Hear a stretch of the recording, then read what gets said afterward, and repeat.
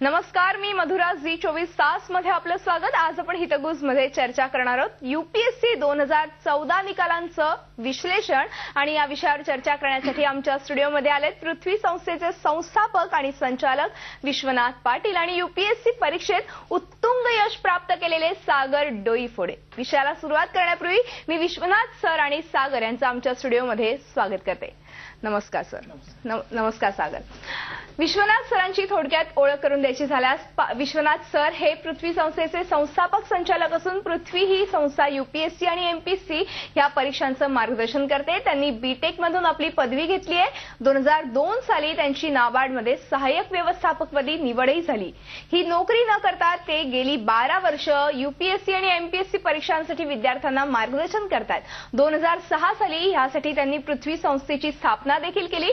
त्यांच्या मार्गदर्शनाखाली आतापर्यंत यूपीएससीतून आयएएस, आयएफएस, आयपीएस, आयआरएस तर एमपीएससीतून उपजिल्हाधिकारी, डीवायएसपी, तहसीलदार या पदांवर 600हून अधिक विद्यार्थी निवडले गेलेत। तर सागर डोईफोडे हे विश्वनाथ पाटील सरांचे विद्यार्थी असून ते यावर्षीच्या निकालात भारतातून 310 रँकने उत्तीर्ण झालेत आणि विशेष म्हणजे त्यांची आयपीएस पदी निवडही झाली आहे। चला तर जाणून घेऊया यूपीएससी परीक्षेच्या निकालाबद्दलचं विश्लेषण।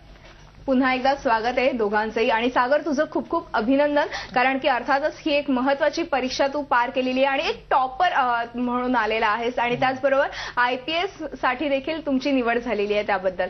आणि सर आपण पुन्हा एकदा चर्चेला सुरुवात करणार आहोत आणि सुरुवातीलाच मला विचारायचं आहे यावर्षीचा जो यूपीएससीचा निकाल लागला त्याबद्दलची ठळक वैशिष्ट्ये तुमच्या मते काय आहेत? यूपीएससीने यावर्षी नव्या परीक्षा पद्धतीनुसार पहिल्यांदा निकाल लावलेला आहे। या निकालाच्या बाबतीत 1750 गुणांची मुख्य परीक्षा आणि त्याच्यानंतर झालेली मुलाखत मिळून 2025 गुणांपैकी पहिल्यांदा या पद्धतीनुसार लागला। सिलेबस बदलल्यानंतर इथिक्स नावाचा एक पेपर जो नव्याने ऍड झालेला होता त्या बाबतीत विद्यार्थ्यांमध्ये आणि सगळ्यांमध्येच उत्सुकता होती। या निकालाचं पहिलं वैशिष्ट्य म्हणजे टॉपरची जी टक्केवारी आहे एकूण मिळालेले गुण ती कमी झालेली आहे। साधारणपणे 45% आसपास ऑल इंडिया टॉपर आणि पुढे 6% म्हणजे 39% मेरिट खाली येऊन त्या 6% साधारणपणे 60 ते 70 गुणांच्या मेरिटमध्ये सगळे विद्यार्थी।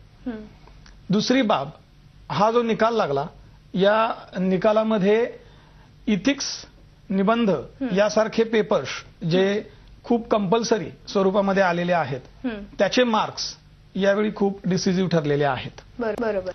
या निकालाच्या तिसरी बाब म्हणजे पूर्व परीक्षेला बसलेले 6 लाख विद्यार्थी, मुख्य परीक्षेला गेलेले त्यापैकी 18,000 विद्यार्थी आणि मुलाखतीला गेलेले 3033 विद्यार्थी, यातून 1225च्या आसपास आयएएस, आयपीएस यासारख्या पदांसाठी विद्यार्थी निवडलेत। पहिल्यांदाच यावेळी 180च्या आसपास आयएएस आणि 50 आयपीएस आणि मग 400-450 आयआरएस पदांसाठी विद्यार्थी निवडले गेलेत। या सगळ्या निकालामध्ये महिलांचं प्रमाण 25 ते 28% आसपास आहे आणि संपूर्ण निकालामध्ये ग्रामीण भागाचं जे प्रतिनिधित्व आहे ते 1/3, तर अर्धग्रामीण आणि निमशहरी स्वरूपातून आलेले विद्यार्थी आहेत त्यांचं प्रमाण मात्र लक्षणीय 45-50% एवढं आहे। म्हणजे थोडक्यात ही एक ठळक वैशिष्ट्य म्हणायला पाहिजे। एकूणच बघायला गेला तर निकाल तसा चांगलाच राहिलेला आहे। त्याचबरोबर आज आपल्या सोबत आहेत विद्यार्थी सागर डोईफोडे।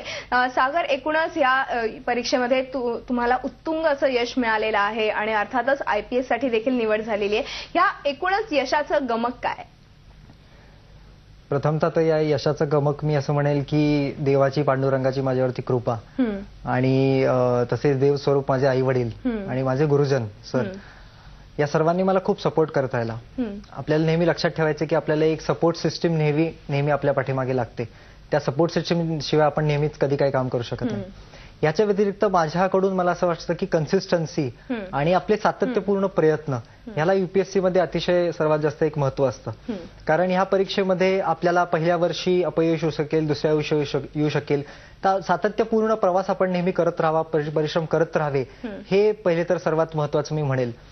तुकाराम महाराजांनी आपल्या अभंगामध्ये सांगितल्याप्रमाणे की निश्चयाचे फळ तुका म्हणे ह्याची फळं, की फळ आपल्याला काय मिळणार आहे ह्याची अपेक्षा न करता जो निश्चयाचं बळ आपल्याला मिळालेलं आहे त्या बळातून आपण काहीतरी शिकत जाणे सातत्यपूर्णाने आणि आपल्या उद्देशाकडे मार्गक्रमण करणे हे सर्वात महत्वाचं मला इथे वाटतं. अगदीच टेक्निकल ऍस्पेक्ट जर आपण बोलायचं झाला तर सर्व टप्प्यांमध्ये प्रिलिम्स, मेन्स आणि इंटरव्ह्यू युपीएससीच्या या सर्व टप्प्यांमध्ये स्टेबल मार्क्स आपल्याला मिळणं, इंटरव्ह्यूमध्ये स्टेबल मार्क्स मिळणं आणि एक ऍव्हरेज परफॉर्मन्स जरी आपण दिला तरी मला वाटतं की इथे सातत्यपूर्ण आपल्याला चांगल्या रीतीने आपल्याला एक यश ह्याच्यामध्ये मिळू शकेल. माझ्या बॅकग्राऊंडच्या दरम्यानच मी साधारणतः असा प्रयत्न केला की एक मोटिवेशन आपल्याला काहीतरी ठेवायचंय. सक्सेसफुल ऑफिसर्स असतील किंवा चांगलं काम केलेले आपल्या समाजामधील व्यक्तिमत्व असतील, यांचं एक इनर मोटिवेशन ठेवून आपल्याला समाजासाठी चांगलं काम करत राहायचंय.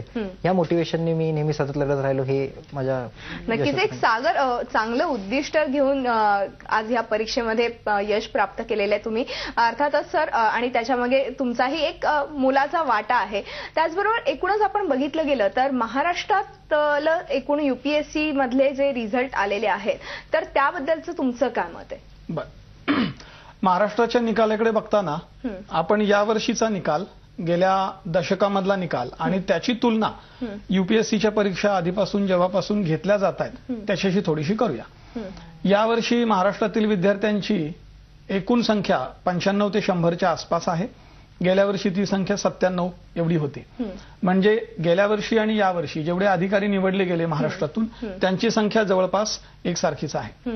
गेल्या 5 वर्षाचा विचार केला तर 100च्या आसपास महाराष्ट्रातले विद्यार्थी युपीएससीतून निवडलेले दिसत आहेत आपल्याला. हा वाटा जवळपास स्टॅग्नंट आहे, म्हणजे 9 ते 11% याच्या आसपास दिसतोय. आता याच्याकडे बघितलं तर थोडंसं समाधान या बाबतीत आहे की एक काळ असा होता की महाराष्ट्रातले अधिकारी 4, 3, 5 या संख्येनं दिसायचे.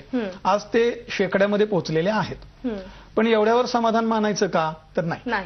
आपल्याला फक्त सेंचुरी नाही मारायचे, तर मी म्हणतो की डबल सेंचुरी असायला पाहिजे.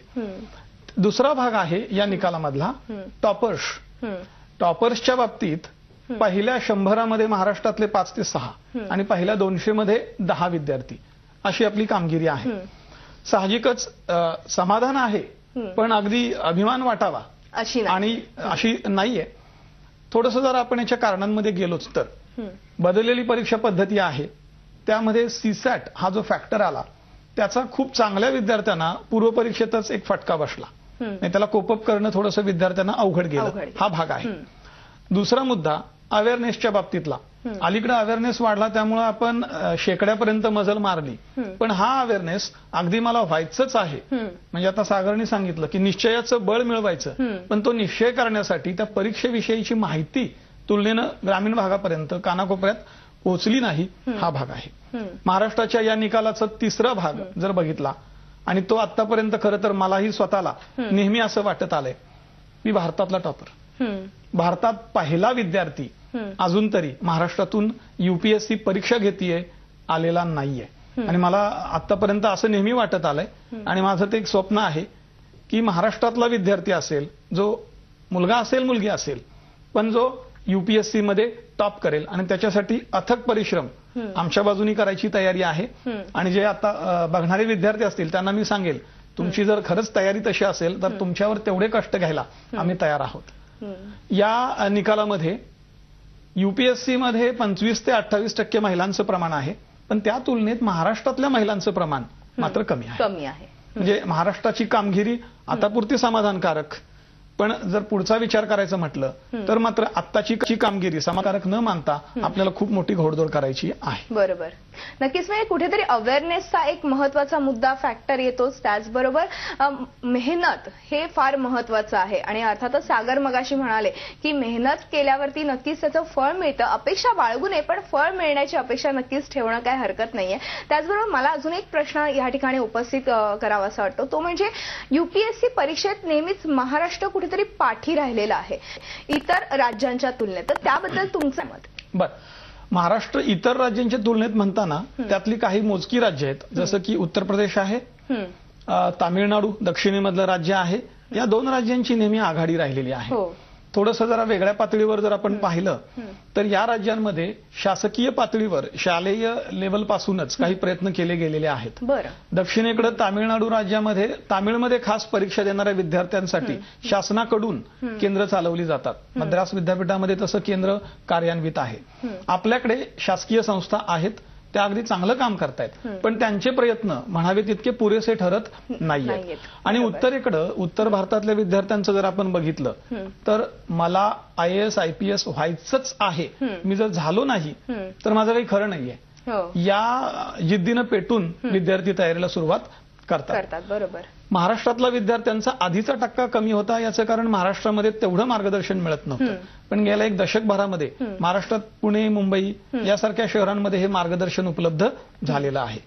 त्यामुळे महाराष्ट्रातली कामगिरी जी थोडीफार मागे आहे किंवा पिछाडीवर आहे, त्याचं एक मूलभूत कारण होतं विद्यार्थ्यांची थोडीशी मानसिकता पण आहे आणि त्याचबरोबर मार्गदर्शनाचा अभाव कुठेतरी आपल्याला पाहायला मिळाला. नक्कीच तुम्ही आणि पृथ्वी अकॅडमी जी संस्था आहे ती अर्थातच अशा विद्यार्थ्यांसाठी उपलब्ध आहे की ज्यांना पुढे जाऊन ह्या परीक्षांमध्ये यश मिळवायचं, तर नक्कीच त्या परीक्षेसाठी त्यांनी तुमचं मार्गदर्शन घेणं फार महत्वाचं ठरू शकतं. सर, आपण एक छोटासा ब्रेक घेऊ. मला सागर यांच्याकडनं पण बऱ्याचशा गोष्टी जाणून घ्यायच्यात, एकूणच परीक्षेचा अनुभव वगैरे, पण एका ब्रेक नंतर.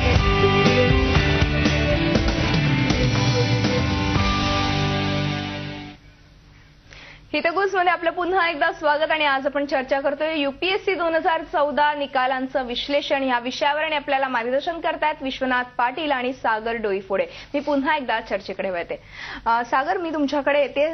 पहिला आता मला सांगा की एकूणच ह्या यशाची स्ट्रॅटेजी कशी असू शकते? प्रथमतः कुठलीही परीक्षा देताना आपल्याला त्याचं पूर्णपणे स्वरूप समजावून घेणं अतिशय महत्वाचं ठरतं. आणि UPSCच्या चेंजिंग पॅटर्न्स मध्ये हे स्वरूप समजावून घेणं आणि त्याप्रमाणे स्ट्रॅटेजी त्याची आउटलाईन करणं, फोकस ठरवणं हे अतिशय महत्वाचं आहे. UPSCची परीक्षा जर आपण बघितली तर पहिल्यांदा प्रिलिमिनरी एक्झामिनेशन असते, जे MCQ पॅटर्न असतो. बरोबर. तर त्याच्यामध्ये CSAT जो पेपर इंट्रोड्यूस केलेला आहे, सिव्हिल सर्व्हिसेस ऍप्टिट्यूड टेस्ट, तो यंदा सुरू केलाय. हो, मागच्या काही दिवसापासून काही वर्षापासून केलेला आहे, पण बरेचसे चेंजेस असे त्यामध्ये आलेले आहेत. तर CSAT मध्ये सुद्धा आपण कशावरती फोकस देतो? उदाहरणतः कॉम्प्रिहेन्शन जो पार्ट आहे ह्याच्यामध्ये इंग्लिश कॉम्प्रिहेन्शन वरती बरेचसे प्रश्न विचारले जातात, जेथे करून बराचसा आपला ग्रामीण भागातील विद्यार्थी कमी पडू शकतात. तर since it is a game that is set bye them, आपल्याला त्या गेमला तयारी पूर्णपणे करणं अपेक्षित असतं. ती प्रिलिमची स्ट्रॅटेजी सर्वात महत्वाची आहे. मेन्सचं स्वरूप ह्या वर्षीच आपल्याला माहिती आहे की मेन्सचं स्वरूप एकंदरीत एकदमच बदललेलं आहे. म्हणजे मेन्स अॅनालिटिकल स्वरूपाची तर आधीपासून होतीच, पण ह्या वर्षी जनरल स्टडीजचे 4 पेपर की ज्याच्यामध्ये एथिक्सचा स्पेशल पेपर त्यांनी इंट्रोड्यूस केलेला होता. साधारणतः मार्काचं विश्लेषण आम्ही बघितलं त्यावेळेस आम्हाला असं लक्षात आलं की एथिक्सच्या पेपरमध्येच बऱ्याचशा मुलांमध्ये कमी जास्त मार्कांचा फरक होता. तर पेपरमध्ये मी चांगलं स्कोअर करू शकलो, कारण मला असं वाटतं की तो पेपर आपण पूर्णपणे समजावून घेऊ शकलो. आणि प्रत्यक्षात प्रशासनामध्ये आपल्याला काय अनुभव येणार आहेत आणि त्याच्या केस स्टडीजवरती आपण कसे डिसिजन मेकिंग करू ह्याच्याबद्दलचा थोडासा पेपर होता. तर कुठेतरी आपल्याला एक सेट पॅटर्नच्या पलीकडेवरती आपण कसे डिसिजन मेकिंग करू ह्याच्याबद्दलचा थोडासा पेपर होता. तर कुठेतरी आपल्याला एक सेट पॅटर्नच्या पलीकडे जाऊन अभ्यास करणं, एकंदरीतच टोटल आपली पर्सनॅलिटी कशी डेव्हलप होईल आणि त्या पर्सनॅलिटीचं आपण व्यावहारिक दृष्टिकोनातून त्या प्रश्नांकडे बघणं फार महत्त्वाचं. हो, अगदीच, की अप्लिकेटिव्ह स्वरूप त्याचं कसं आहे, व्यावहारिक स्वरूपामध्ये तो खरंच उपयोगाचा आहे का. म्हणजे कुठेही बुकिश नॉलेज, आता UPSCने हा खरंच खूपच स्वागतार्ह चेंज आहे, कुठेही बुकिश नॉलेज रिप्रेझेंटेटिव्ह केलं जात नाही. एकंदरीत पर्सनॅलिटी त्या व्यक्तीची कशी आहे ह्याच्यावरती खूप साऱ्या गोष्टी ठरतात.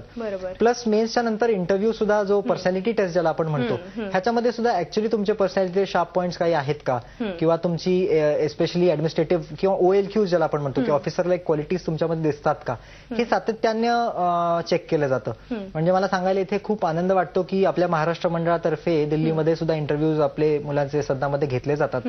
तर त्या इंटरव्ह्यूज मध्ये सुद्धा आपण जे सिनियर फॅकल्टीज आहेत त्यांना आपण आमंत्रित करतो आणि मुलांमध्ये ते क्वालिटीज कुठल्या आहेत ते आयडेंटिफाय करणं आणि त्यांना त्यांच्या गुणांना त्या प्रोत्साहन देणं, अशा ऍक्टिव्हिटीज मला वाटतं जास्तीत जास्त आपण घेतल्या पाहिजे. ह्याचा नक्कीच तिथे फायदा होईल. नक्कीच फायदा होऊ शकतो. त्याचबरोबर विश्वनाथ सर, मला एक विचारायचं की MPSC असेल किंवा UPSC असेल, या परीक्षांमध्ये एकूणच आपण ग्रामीण भागांचा विचार केला तर त्यामध्ये यशस्वीरित्या पास झालेले काही विद्यार्थी आहेत का, आणि त्याबद्दल काय सांगाल?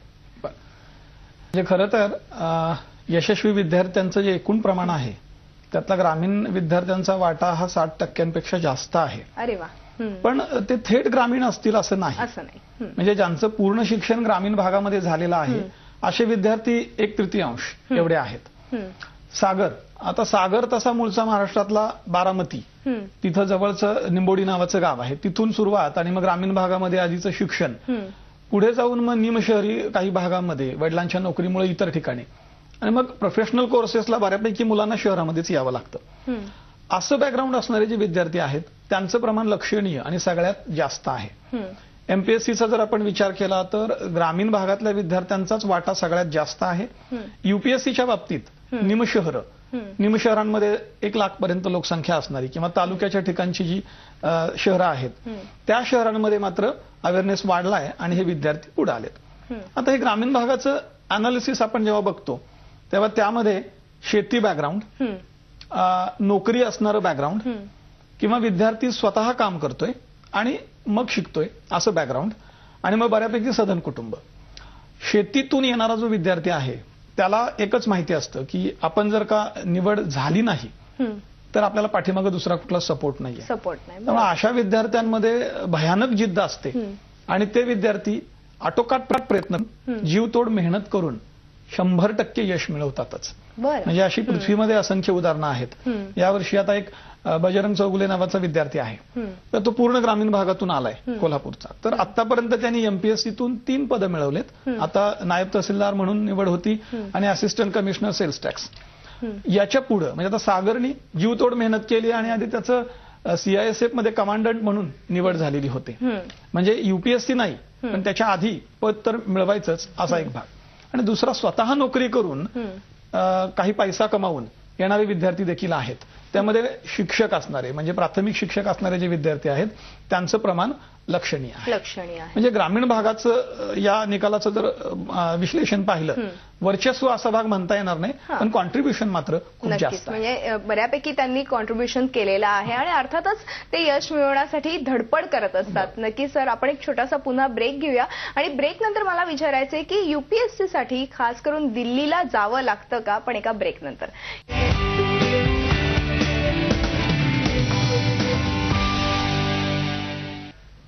हितगुजमध्ये आपलं पुन्हा एकदा स्वागत आणि आज आपण चर्चा करतो युपीएससी 2014 निकालांचं विश्लेषण या विषयावर आणि आपल्याला मार्गदर्शन करतायत विश्वनाथ पाटील आणि सागर डोईफोडे. मी पुन्हा एकदा चर्चेकडे वळते. सागर, मला तुम्हाला प्रश्न विचारायचा आहे की ची तयारी करताना खास करून दिल्लीला जावंच लागतं का? नाही, मी असं म्हणेल की आपण कुठे जाऊन तयारी करतो याच्यापेक्षा आपण कशी तयारी करतो हे जास्त महत्वाचं आहे. एकंदरीतच आपण बोलल्याप्रमाणे आपला ऍटिट्यूड आणि ऍप्टिट्यूड या दोन्हीची परीक्षा आहे आणि ते सर्व सुप्तगुण आपल्यामध्ये स्वतःमध्ये आहेत. तर ते आपण कुठल्याही ठिकाणी प्रयत्न करत असो. उदाहरणतः पुण्यामध्ये सुद्धा तयारी करताना खूप सारे कोचिंग क्लासेस आहेत, ऑप्शन्स आहेत. तिथे नक्कीच चांगली तयारी होऊ शकते. त्यामुळे आपल्या स्वतःवरती विश्वास ठेवून चांगल्या रीतीने कुठेही तयारी करत राहणं ह्याला जास्त महत्व आहे. नक्कीच, म्हणजे तयारी करणं फार आवश्यक आहे. मग ती कुठेही केली तरी चालू शकते. त्याचबरोबर विश्वनाथ सर, मगाशी तुम्ही म्हणालात की महिलांचं प्रमाण महाराष्ट्रातल्या खास करून तसं कमी आहे. युपीएससीच्या बाबतीत असेल किंवा एमपीएससीच्या बाबतीत तुम्ही काय सांगाल एकूणच? आपल्याकडचं महिलांचं प्रमाण कमी आहे याचं जर का थोडंसं मुळात जाऊन बघितलं तर पृथ्वीमध्ये मी पाहतो की समजा 100 मुलं समोर बसत असतील तर त्यापैकी 20 मुली असतात. आता 20 मुलीच कोचिंग घेत असतील तर एकूण निवड होणाऱ्या संख्येमध्ये त्यांचं प्रमाण ही तसं तुलनेनं कमी असतं. पण हे का? तर आपल्याकडे मुलींनी सुरक्षित क्षेत्र निवडावं किंवा सेफ असावं, 10 ते 5 शनिवार रविवार सुट्टी असावी, कुटुंब बघता यावं असा ऍटिट्यूड आहे. पण चॅलेंजिंग जॉब्स जे IAS IPS सारखे आहेत, काही मोजकी कुटुंब आहेत तिथून ही संधी दिली जाते. आपल्याकडच्या महिलांना जर अशी संधी दिली गेली तर त्या संधीचं सोनं करून दाखवतात.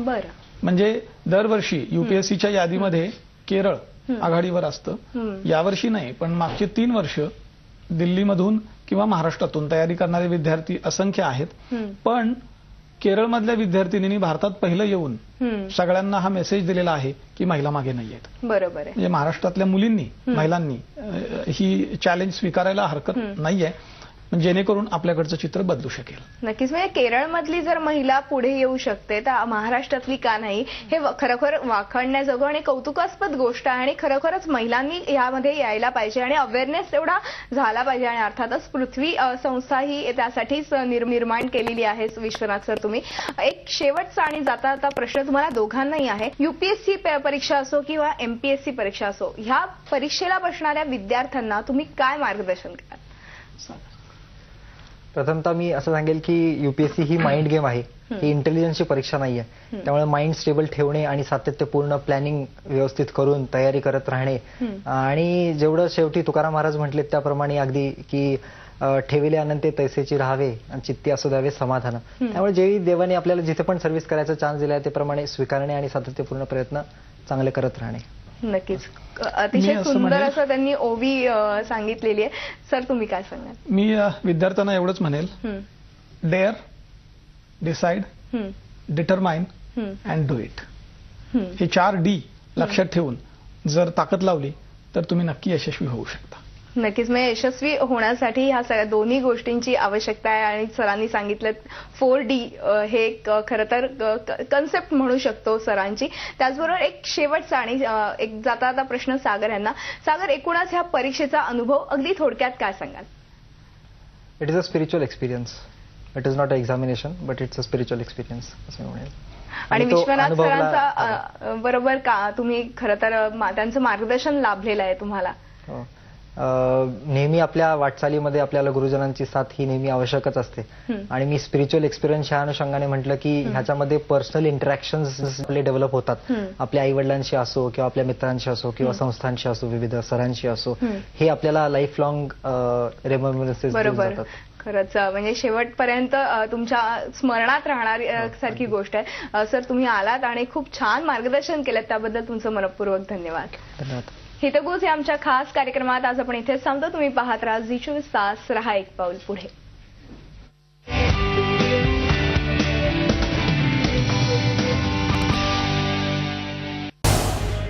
झी 24 तास रहा एक पाऊल पुढे.